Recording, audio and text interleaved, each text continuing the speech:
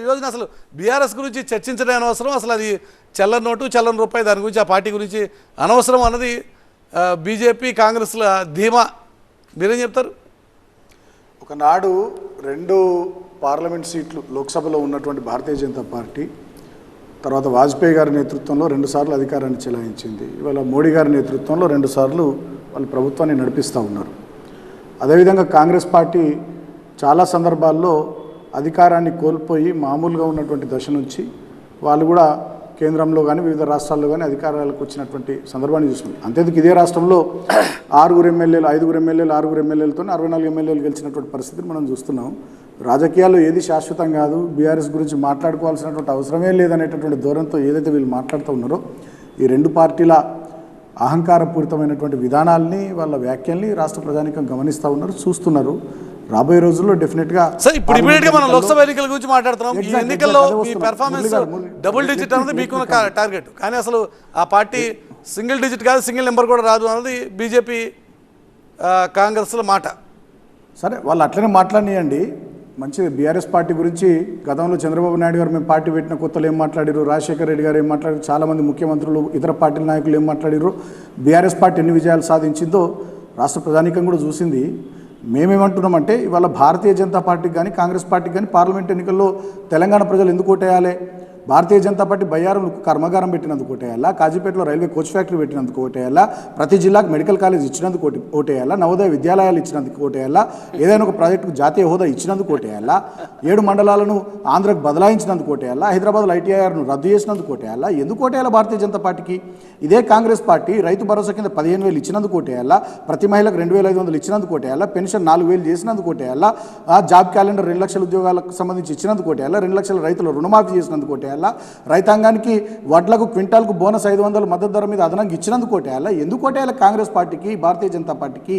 ఇవాళ ప్రజలు అన్నీ ఆలోచిస్తూ ఉన్నారు, అన్నీ గమనిస్తూ ఉన్నారు. డెఫినెట్గా రాబోయే రోజుల్లో ఈ 2 పార్టీలకు తగిన రీతిలో బుద్ధి చెప్పడానికి రాష్ట్ర ప్రజానీకం సిద్ధంగా ఉంది. అందుకోసమే ఈ 2 పార్టీలు కూడబలుకొని వల్ల బీఆర్ఎస్ లేదు లేదు లేదు బీఆర్ఎస్ లేనప్పుడు బీఆర్ఎస్ గతం పట్టిస్తే గతం పట్టిస్తే తర్వాత జాతీయ పార్టీలు 2 కొట్లాడుకుంటాయి కదా. ఉంటుందా అండి?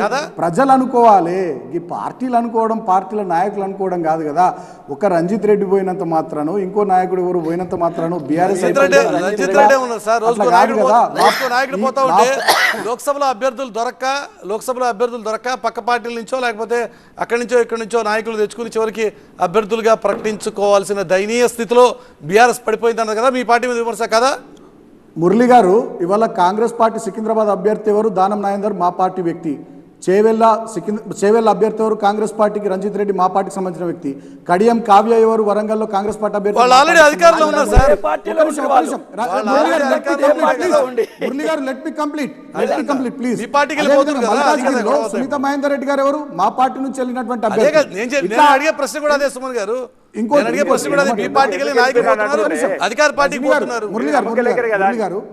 మురళి గారు ఒక్క నిమిషం.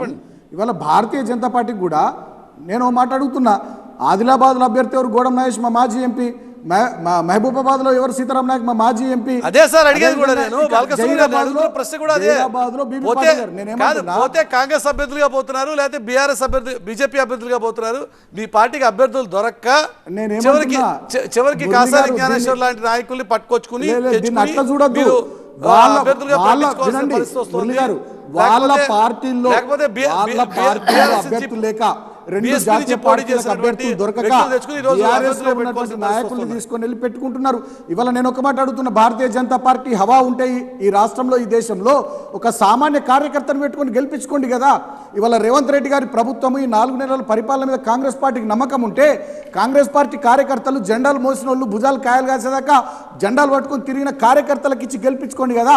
మా పార్టీలకి వెళ్ళి ఎందుకు తీసుకుంటున్నారు నాయకులను? ఇదే ప్రశ్న నేను అడుగుతా ఉన్న కాంగ్రెస్ బీజేపీ నాయకులను. ప్రయత్నం కదా. మా పార్టీని ఖాళీ చేయడం కాదు. ఈ